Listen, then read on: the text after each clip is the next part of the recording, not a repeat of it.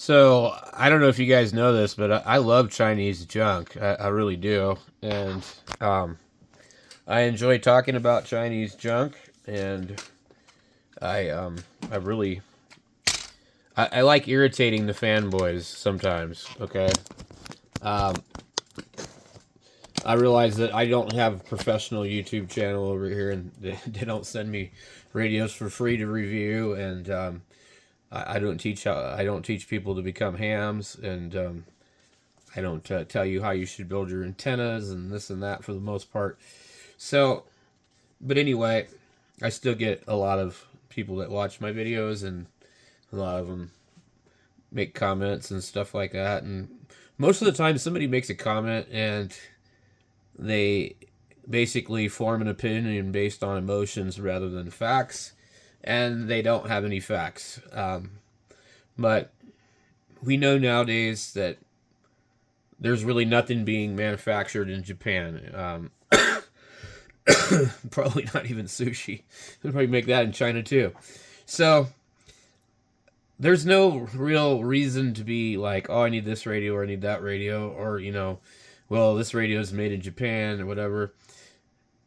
The guys that used to make all the parts and everything, back in the '80s, those companies that were in Japan, they're all gone. They've all moved their factories over to China because they can pay a lot less money to have the products manufactured.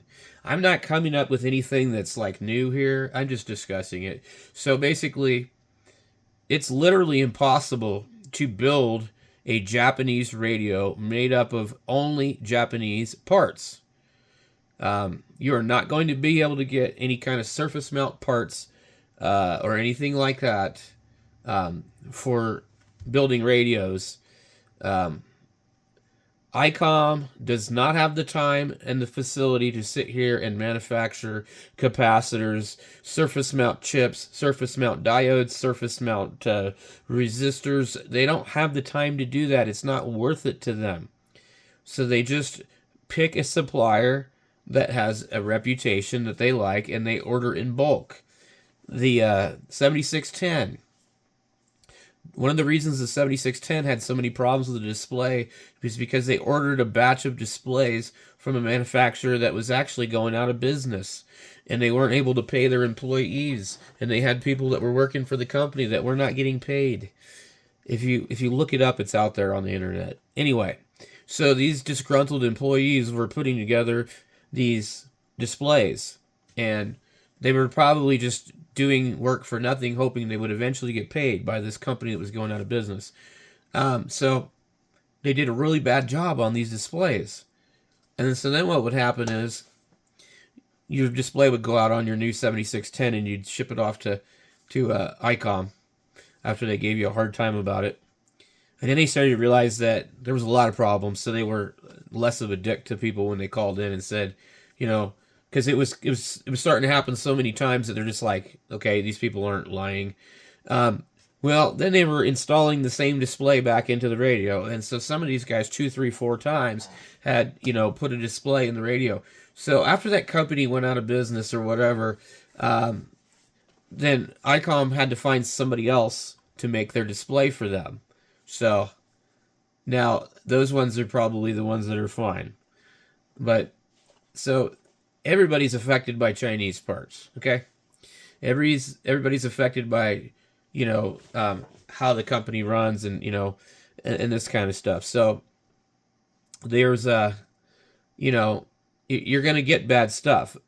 Back in the '80s, when everything was made in Japan, in the very early before that, I'm not sure once they started to do really ramp it up, but the earlier stuff, they were known to make like crap, and they would copy everything just like China does. They were copying Fender guitars, Gibson guitars, and stuff like that. And at first, the big guitar companies were not concerned about them because they weren't making quality products and they didn't pose a threat. But then they started to get kind of good. And so then all of a sudden, you have the lawsuit era stuff with, the different companies, because now they were worried because, Fender and Gibson, they were they were concerned. These companies were making really nice guitars for a quarter of the price, and so that kind of production kind of took place, I think, for everything in Japan. And the Yaesu FT101 put Collins right out of business. You know, there's some story they say that they sold the first 101s at a loss. And then, see, because if you buy an FT101E, a B, a double E, an F, whatever, I have never had to change capacitors in any of those radios. And those radios are 47 years old or older. The capacitors are still good in those radios. I haven't ever had one that had hum because of bad capacitors.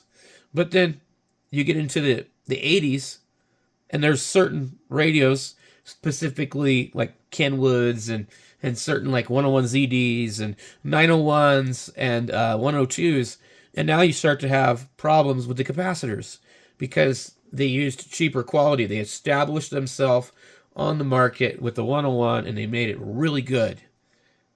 And according to experts, they sold it at a loss to dominate the market. So once they had control of the market and they had everybody's attention, they started putting out other radios where they had cut corners and built them cheaper. So we see a lot of that, but it's really interesting that the radios from the 70s, like, I don't know. And it just particularly seems to be the 101s. But, people back then were like, oh, they're just cheap Japanese junk. But now, you guys would all be happy to have something made in Japan, wouldn't you? So, China is starting to get to the point where they're, becoming better at copying stuff. And, it's still all about money. So, you get what you pay for. But the main, I think, thing is with China, they don't believe in, like, paying for quality control. They don't believe in, like, testing.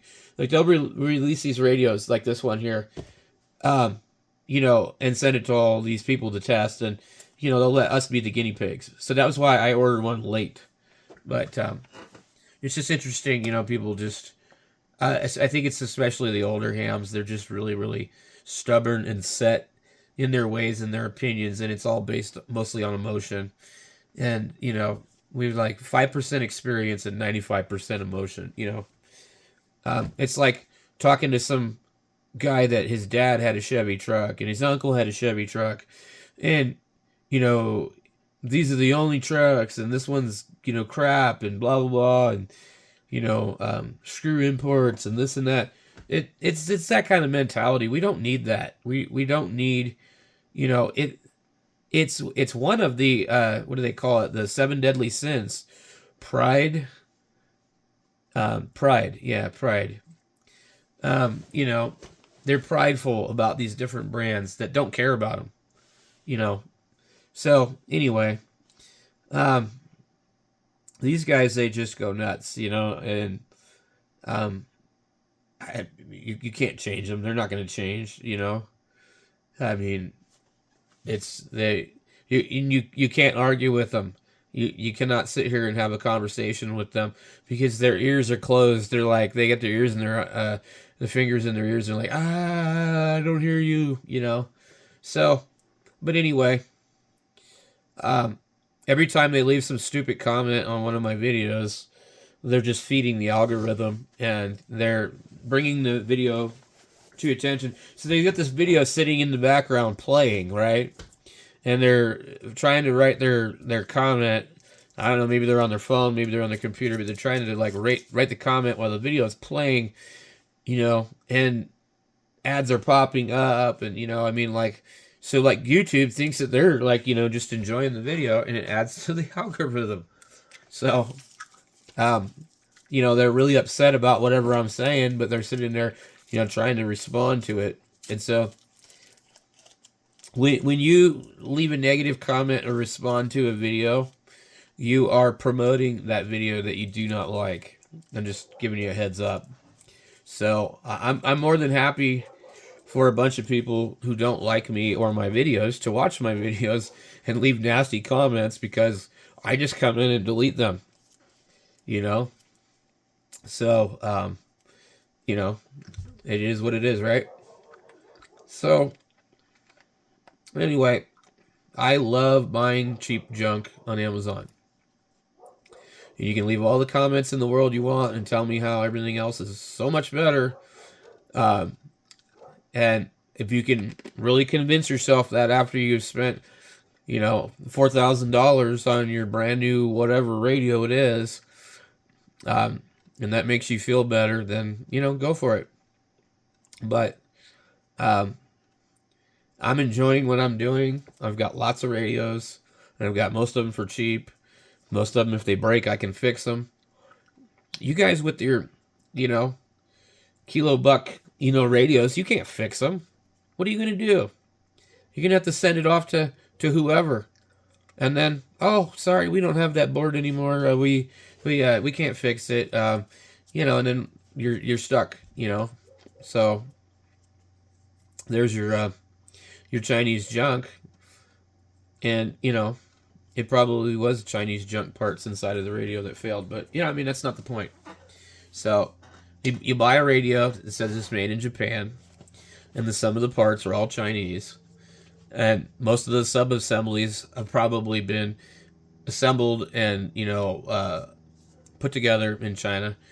And there's nothing stopping them from putting a 7300 together in China or Taiwan or Korea and sending it to Japan and then putting their labels and serial numbers on it. Putting, that on there and then putting it into a box.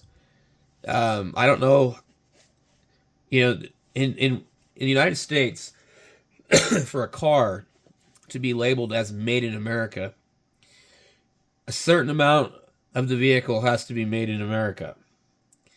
Otherwise, they can't say it's made in America. And I don't remember what that percentage is. And obviously, that's for American companies, not Japanese companies. So, and it's ham radio. It's a niche market. I mean, the government doesn't really care, I don't think, so much. They're not, worried about whether or not this is a Chinese or Japanese radio. They don't care.